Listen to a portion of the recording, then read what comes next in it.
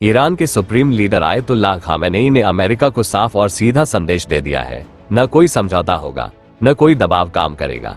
Khamenei ने यह भी साफ कर दिया है कि न वो डोनाल्ड ट्रंप के सामने झुकेंगे और न ही एलन मस्क जैसे ताकतवर लोगों के सामने। इस वक्त ईरान के अंदर हालात काफी सख्त है।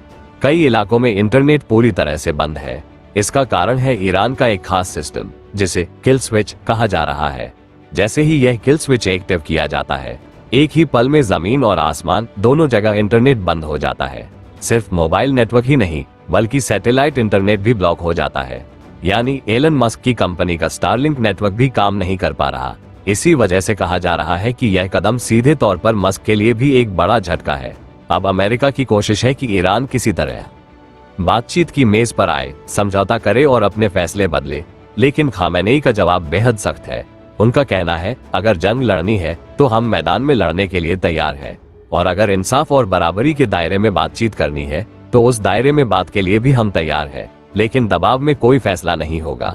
इधर डोनाल्ड ट्रंप पर आरोप लगाए जा रहे हैं कि वो ईरान में एक प्रॉक्सी सरकार लाना चाहते हैं, यानी ऐसा नेता जो अमेरिका के इशारे पर काम करे, ताकि ईरान की नीतियों पर बाहर से कंट्रोल किया जा सके और मौजूदा सरकार को कमजोर किया जा सके। अब ट्रंप ने एक और बड़ा बयान दिया है। उन्होंने कहा है कि जो भी देश ईरान के साथ व्यापार करेगा या उसके साथ खड़ा रहेगा, उस पर अमेरिका 25% तक टैरिफ लगा सकता है। इस लिस्ट में भारत जैसे देशों का नाम भी सामने आ रहा है, जिससे अंतर्राष्ट्रीय स्तर पर चिंता और बढ़ गई है।